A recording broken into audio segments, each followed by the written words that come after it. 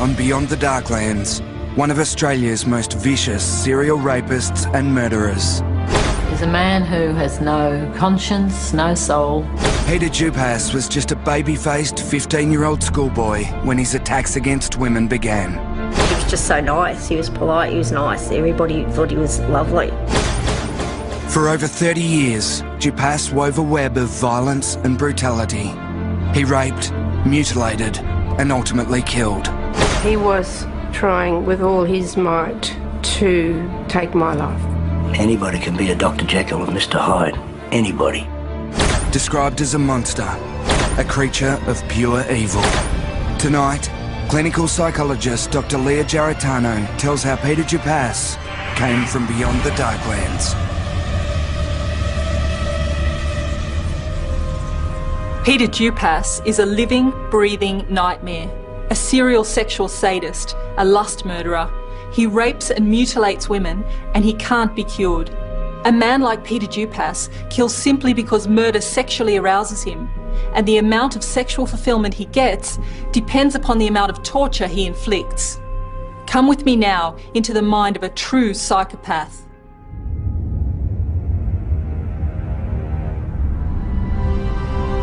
Peter Norris DUPAS's story begins in the middle-class suburbs of post-war Australia.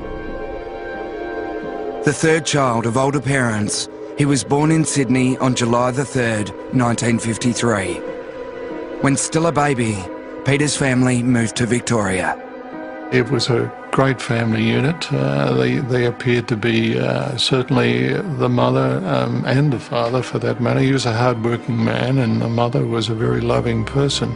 DUPAS's strict father, Norris, demanded perfection from his son, while his mother, Merle, was overprotective, almost smothering towards her youngest. Peter was the pride of his mother. His mother just sort of had him up on a pedestal the whole time. She just thought Pete was just wonderful, you know. He had a great deal of respect for his mother, and she likewise looked at Peter as her shining light. From an early age, the one constant in Peter's life was his elderly parents. With mostly them for company, DUPAS soon learned how to curry favour with adults. Peter was always around. He used to walk me home at night and see me inside, make sure that I got inside all right at night. By the early 1960s, the family had finally settled in Bradstreet Road, Mount Waverley, a quiet, leafy middle-class suburb to the east of Melbourne. It was a fantastic era to grow up. There were lots of young families, lots of children around, lots of sporting activities. The school was only 5 minutes away. There were lots of parks and fields, and it was a great place to grow up. By the time Peter was 12, his older siblings, Robert and Faye, had moved out of home, and Peter enrolled at Mount Waverley High School. He was a slow learner, repeating his first year. Nobody ever paid any attention to him. And if he was absent or away or in the playground, you just never knew he existed. You know, he was just sitting in the room. He was very introverted and quiet, and we just never really took any notice of him. DUPAS's schoolmates considered him strange and unfriendly. I feel that Peter was a very unhappy person. That's what I remember of Peter DUPAS, a very unhappy person. He was short, fat, and very plain, but he was very weak. And when I say weak, I mean physically weak and mentally weak. He was called Pugsley because he was overweight, he was slow, and he looked like the little kid on the Addams Family. And he mustn't have liked that very much. But one day in particular, I remember he was teased, and someone had called him Pugsley. And at this particular time, maybe he just had a gutful of it, and he must have got angry. I just remember his face just changing, and to me, it just turned evil. Peter didn't bond with his people of his own age, so he had no peer group situation, and he was sort of isolated. My son did say that he had funny eyes, something about his eyes that were a bit sort of scary, you know. He did have very dark eyes. most people you can say, well, that's the pupil and that's the colour of the eyes surrounding the pupil, but you can't see it. It's very difficult to detect in Peter's eyes. My son said, I don't know with Peter, but, he just felt uncomfortable around Peter at that time. There's increasing evidence that biology can play a role in the creation of psychopaths. And there's a theory that sexual sadists are born with their neural pathways wired all wrong, so that when they become sexually aroused, their brains tell them to seek, to devour, to attack their prey. Within a few short years of the DUPAS family moving into Mount Waverley, strange rumours began to surface of underwear disappearing from clotheslines and menacing eyes peering at women. The neighbourhood chat was the fact that there was a peeping Tom in our particular area, and we were all very vigilant and concerned. Peter DUPAS was 15 years old and showing the first signs of a confused and disturbing sexual profile. One November day in 1968, still dressed in his school uniform, he paid a visit to the young mother next door. She was home alone with her 5-week-old baby. I went to the door and Peter was there, and he said, with a bit of urgency in his voice, he said, can you lend me a knife? Because I need to peel some potatoes. And well, dumb me, I didn't think twice about it. I went to the drawer and gave him one of those little sharp knives. And he took it, and within seconds, he came towards me. From then it was on. I mean, I ended up lying on the floor with him on top of me, and I was cut. My hands were cut because I was fighting to keep the knife away from me. Couldn't run away because my baby was there. I was grasping at straws saying, look, you need help. You need someone to help you. We'll help you. You'll be all right. And then he was mumbling, actually, and he says, I've got to finish it, I've got to finish it. That's what he was saying when I was trying to get control of him. The frenzied attack was over as quickly as it had begun. I survived, which was a miracle, because he was trying. He was trying with all his might to take my life. Simple as that.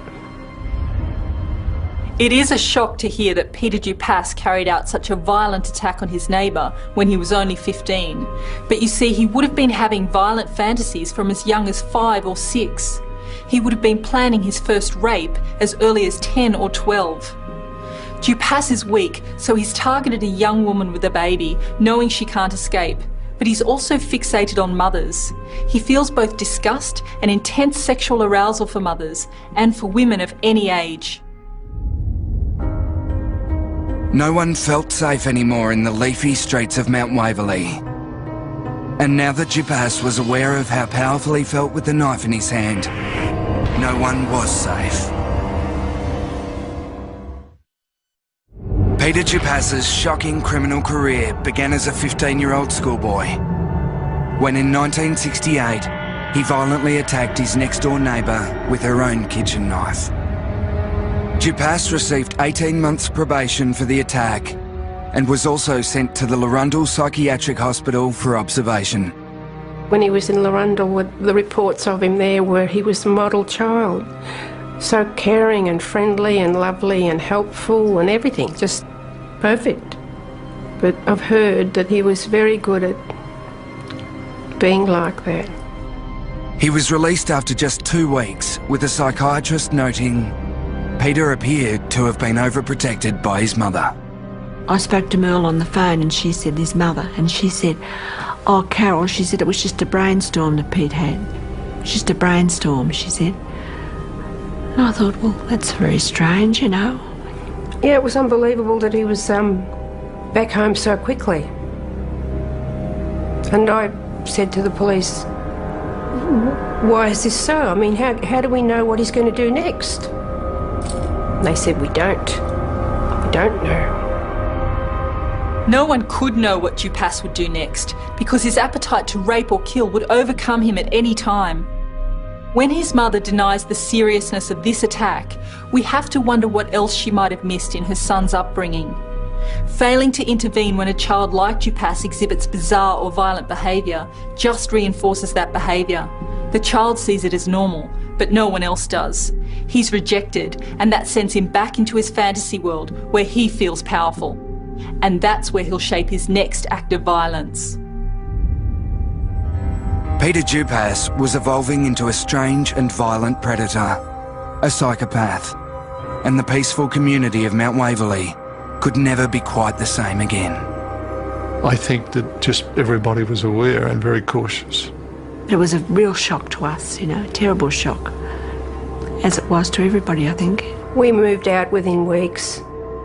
We pretty quickly realised that there was no way we could stay there.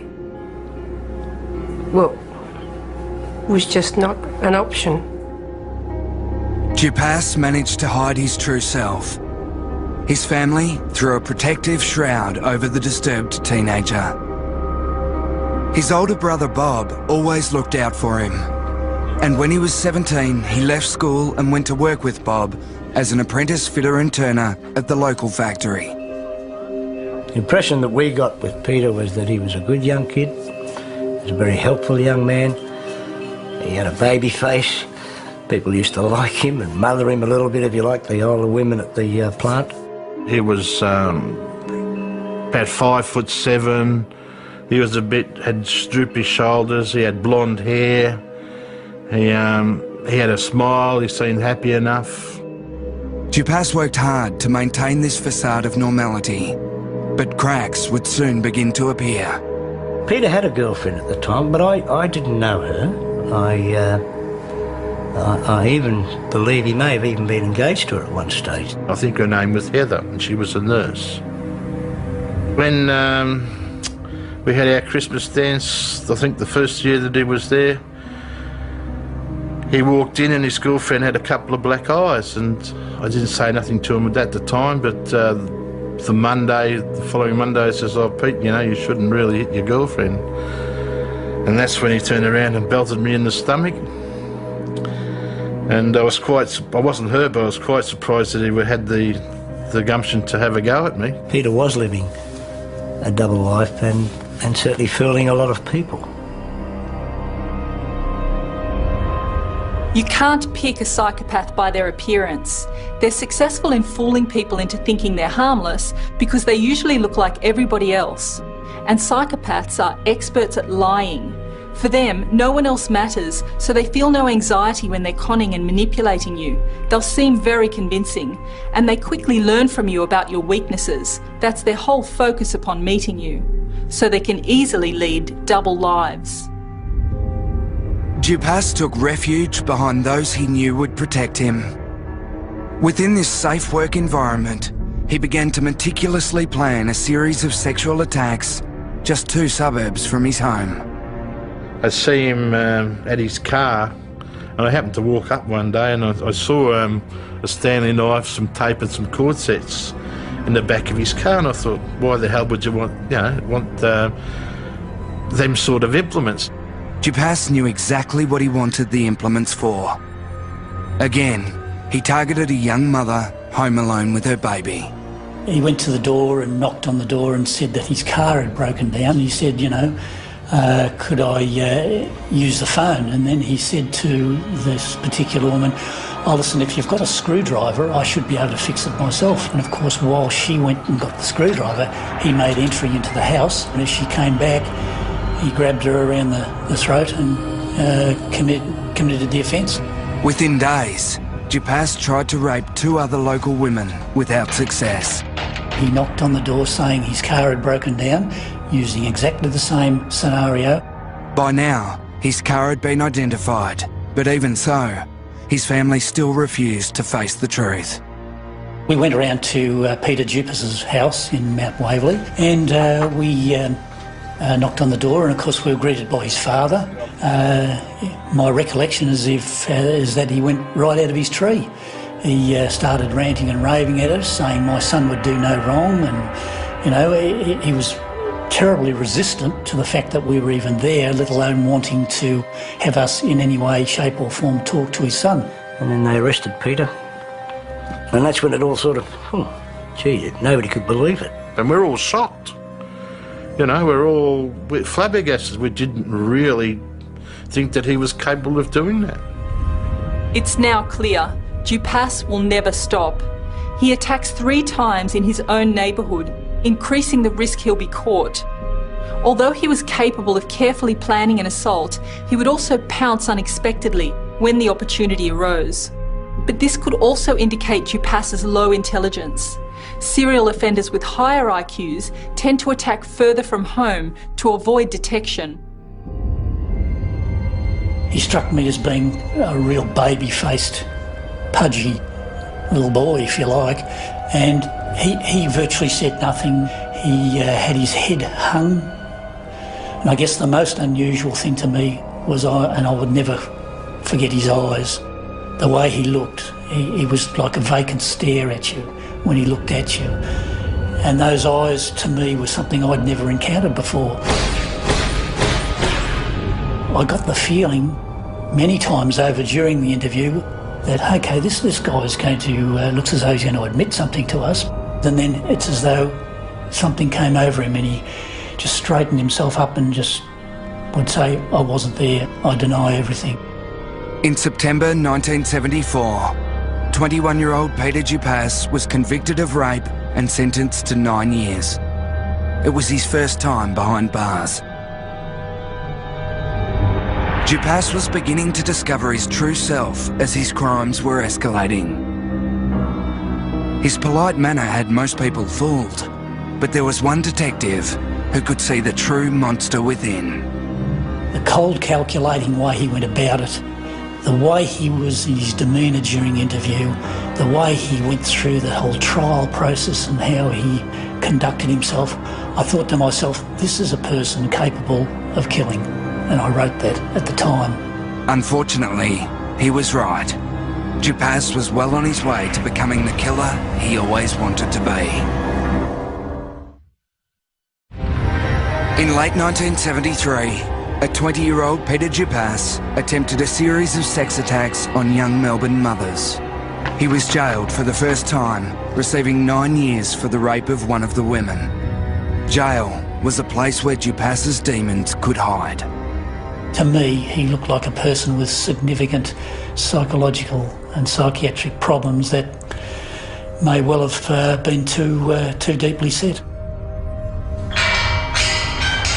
In 1979, DUPAS left jail after serving the minimum term of 5 years. I would have suspected that he would have been a model prisoner. I mean, he was a quiet person. He wasn't outgoing. He wasn't a person who'd rock the boat. He wasn't a person who'd cause trouble. And that he would have been released probably in the minimum period that he was required to be held. 26-year-old DUPAS returned to live with his parents, who had begun a new life in Frankston on Victoria's Mornington Peninsula.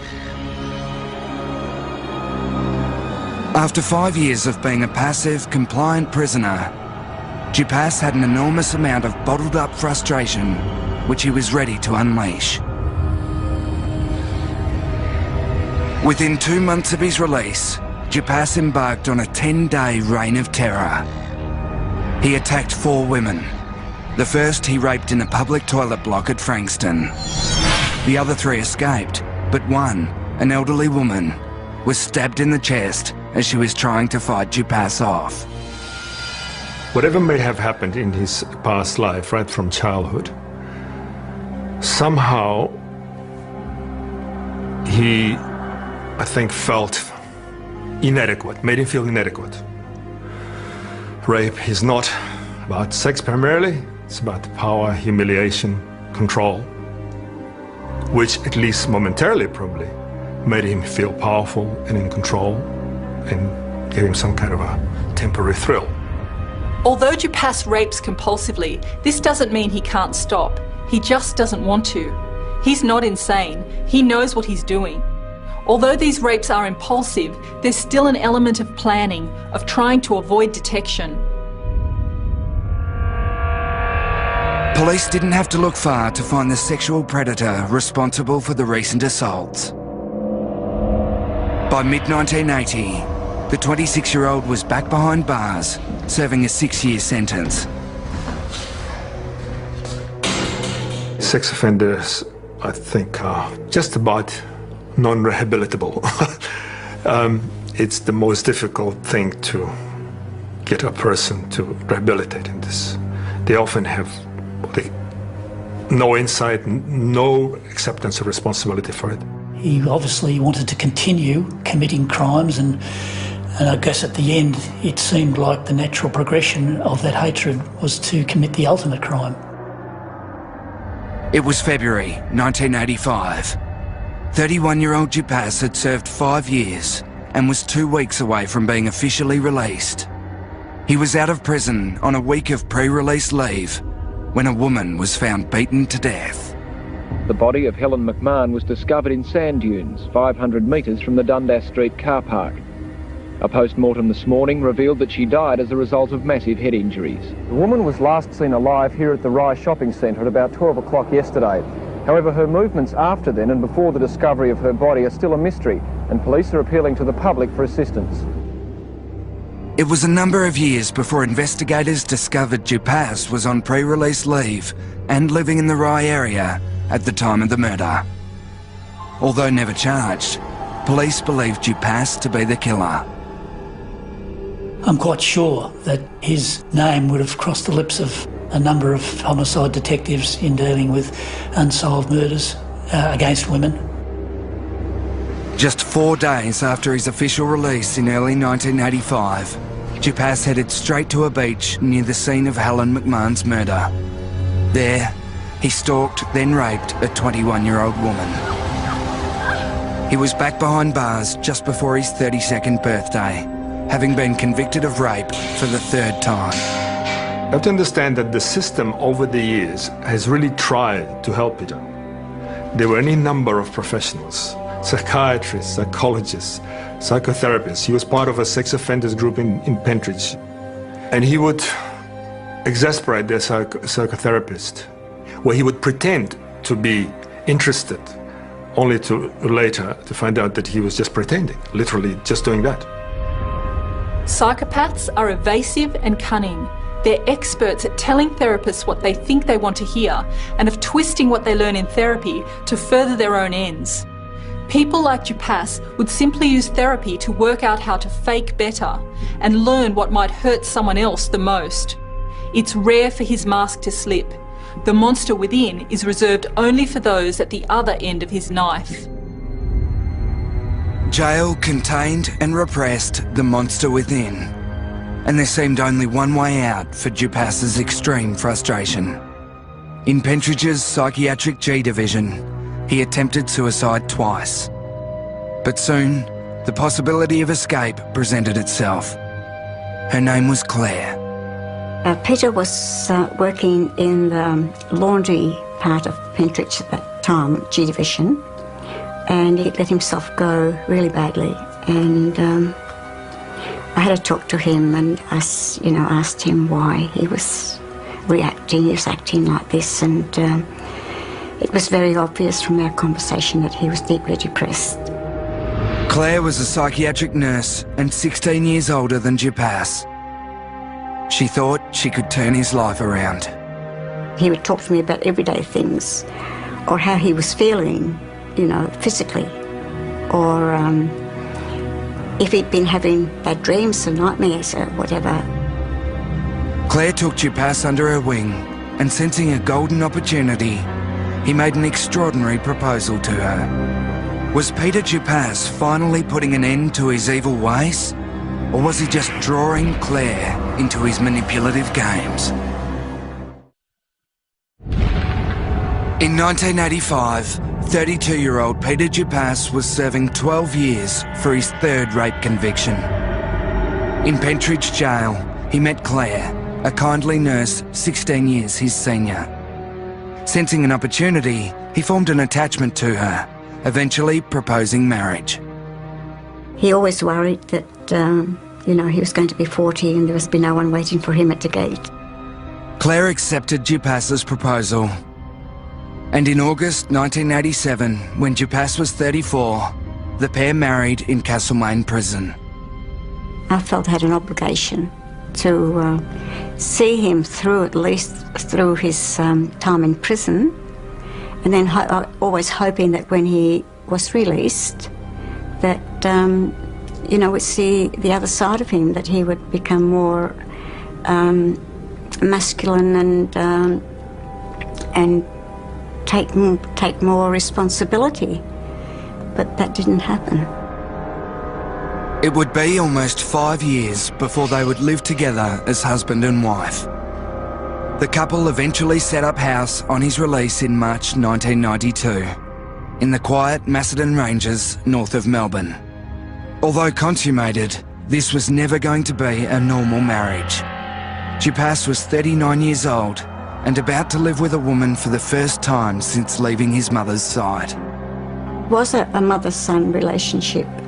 There was really no intimacy, and in some ways this is something I'm very thankful for, that I didn't have to put up with, you know, being molested in bed or whatever. He was very possessive of me, yes. He didn't like, say if any of my family did come, he had to be right there, like listening to every word, and not that we wouldn't be talking about him, but, you know, he had to be the number one. After 20 months of living together, Claire believed her husband was reformed. She wasn't even suspicious when a woman was stabbed to death in nearby Sunbury. A neighbouring shopkeeper found Renita Brunton's body in the rear of her recycle fashion shop around 5 o'clock yesterday afternoon. The murder has unsettled the small community. I would plead to the person perhaps who has done this to think about what they've done. And you need help. Years later, a task force would be established to investigate links between DUPAS and unsolved murders, particularly those involving women who had been stabbed. Police now believe Renita Brunton was DUPAS's second murder victim. It was Christmas 1993, 2 months after Renita's murder. Claire had to work overnight at the local nursing home. DUPAS became inconsolable. He panicked, insisting he join her. He was just sort of standing between me and the door, and I said, look, I said, will you just please get out, just get out from under my feet. I said, just go and do something, anything, but get out from under my feet, you're driving me crazy.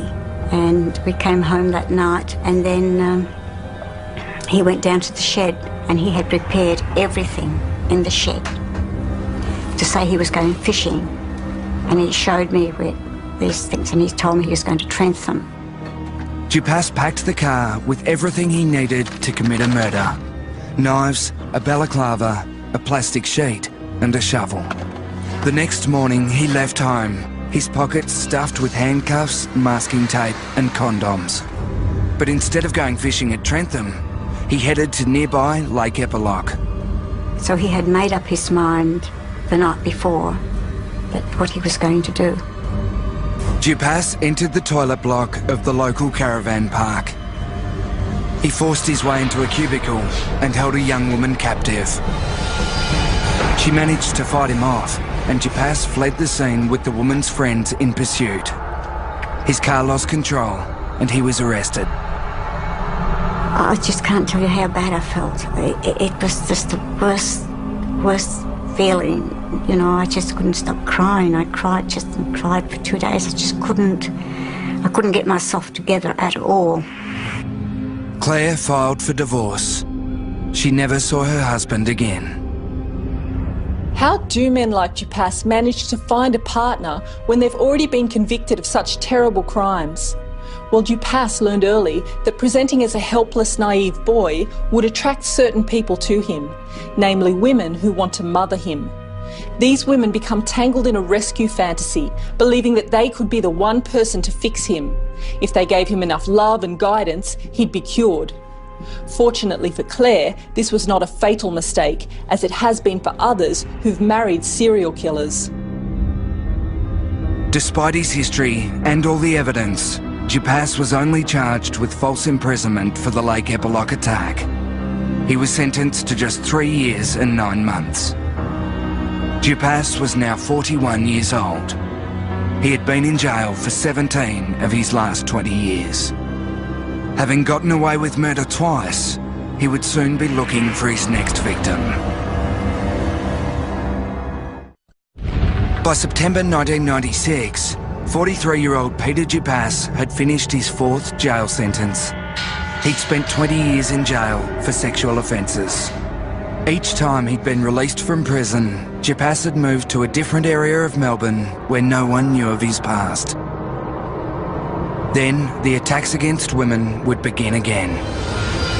DUPAS created a web of terror, and still he got away with it. Look, it embarrassed his family no end.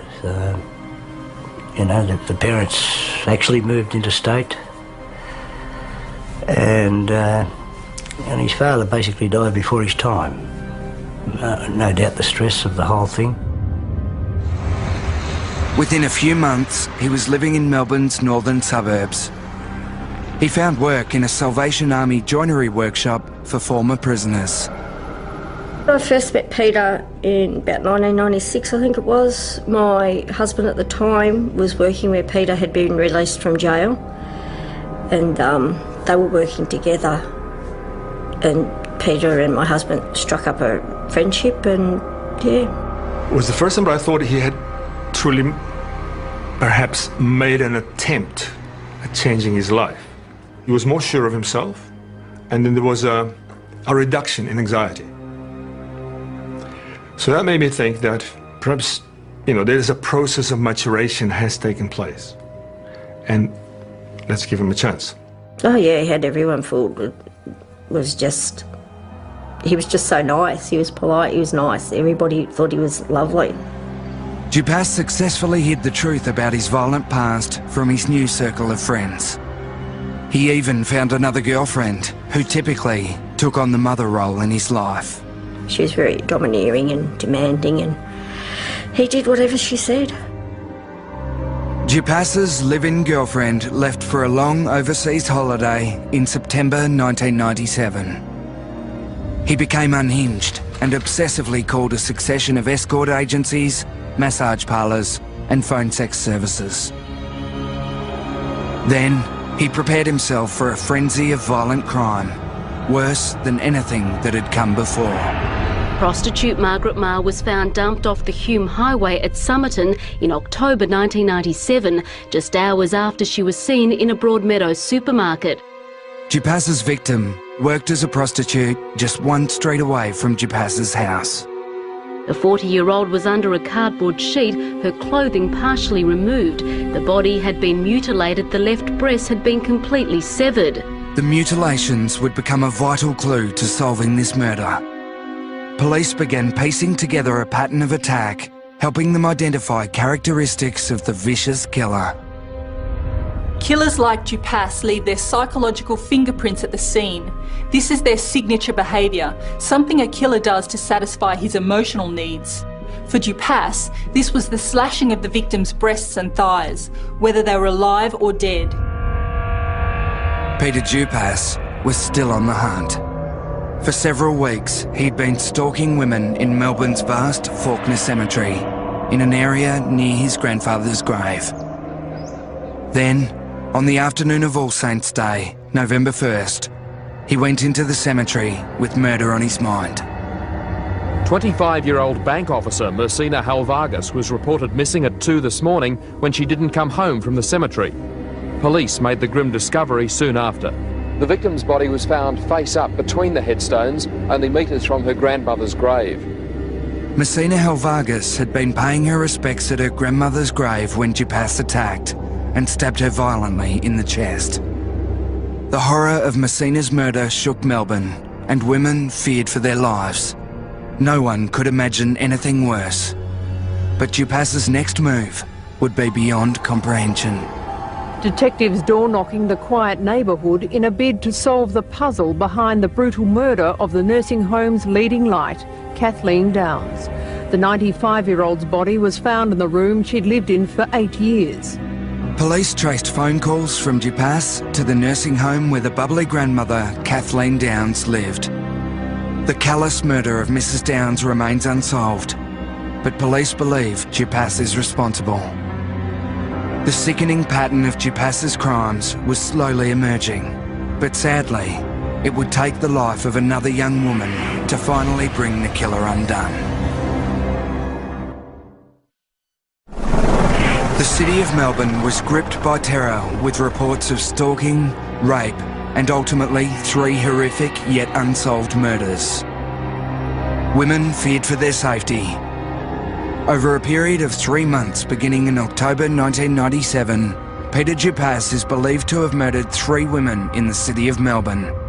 The 40-year-old was under a cardboard sheet, her clothing partially removed. The body had Messina Halvargas was killed at Faulkner Cemetery in November 1997. The 25-year-old Mrs. Downs was lying in a pool of blood next to the bed in her single room at the front of the Brunswick Special Accommodation Home. No one knew where the killer would strike next. It's very scared. Very, very, very scared. DUPAS targeted psychotherapist Nikki Patterson through a professional ad placed in the local newspaper.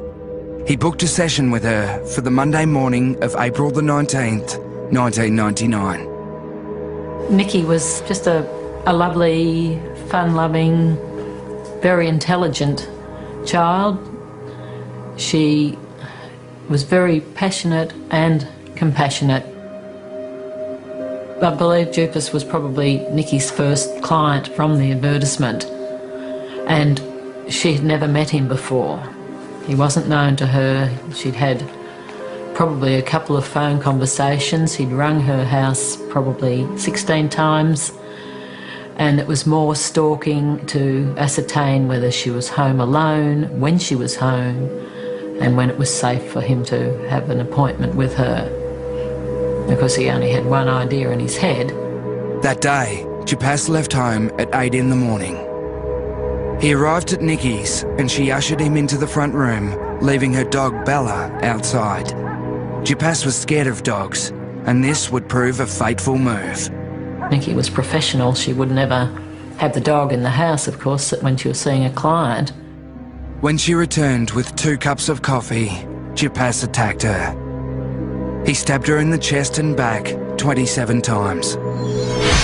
Then he cut off her breasts. He used a false name and he used a false number. Those details were in a diary of Nikki's, and DUPAS, even though he did go through the house, he missed them. So he did his best to disguise the crime, but not enough. On the Thursday night, it was 3 days after Nikki was found, the detective rang me and said, we have made an arrest. The name is Peter DUPAS. He has a history, he's a serial rapist.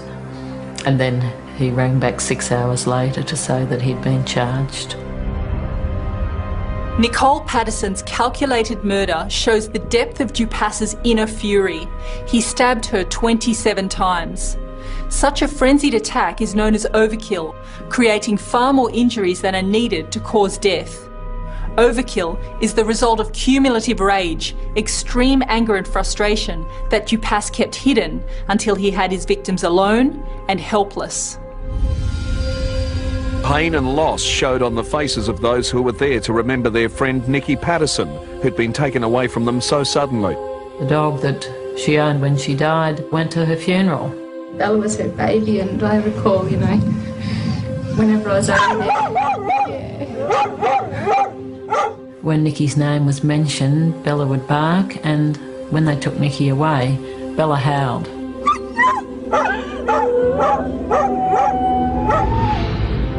On August 15th, 2000, Peter DUPAS was sentenced to life imprisonment for Nicole Patterson's murder. Incredibly, he would appeal his sentence several times. When you saw DUPAS at the trial, I don't believe I would have looked twice at him in the street. I looked at this person the first time and I thought, no, you couldn't have done it. You could never look DUPAS in the eye. He would come out from the door into the courtroom and he would never make eye contact with anyone. Keeping a close eye on Nicole Patterson's trial was the family of Messina Helvargas. Messina's parents had long suspected that DUPAS had killed their daughter. In 2001, Victorian police set up Task Force Mikado to investigate DUPAS over several unsolved murders. In October 2002, he was charged with the murder of prostitute Margaret Marr. Experts found only one other case involving a similar mutilation.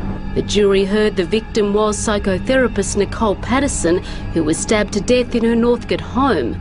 The person who mutilated her is the same person who mutilated Margaret Marr, that is Peter DUPAS, the prosecution claims. DUPAS has pleaded not guilty. On August 11th, 2004, Peter DUPAS was sentenced to a second life term for the murder of Margaret Marr.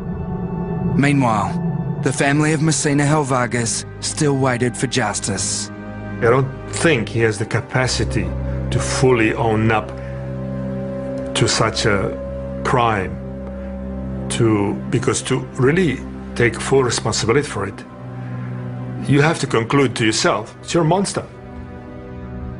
This man, who never confessed his shocking crimes to police, was to do so to an unlikely character he met in prison, a fellow inmate and disbarred lawyer. Andrew Fraser says Peter DUPAS confessed numerous times to killing Messina Helvargas at Faulkner Cemetery 10 years ago. Andrew Fraser's testimony sealed the killer's fate. The public outrage over the murder of Messina Helvargas was intense. In an unusual move, the judge allowed a camera into his courtroom when he sentenced DUPAS in August 2007. For the murder of Messina Helvargas, I sentence you to life imprisonment. I refuse to set any minimum term. Life means life. Remove the prisoner. A 10-year crusade by a grieving family vindicated in one word, guilty. I always believe that I'll come to this. Peter DUPAS will never get out of jail.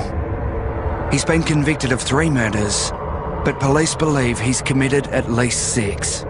I don't believe there was ever a chance of rehabilitation for Peter DUPAS. I believe he was born the way he is, as a psychopath. It's very unfortunate to say that a person doesn't or shouldn't deserve to be on this earth, but I guess he'd be one that I'd have to say would fit that category.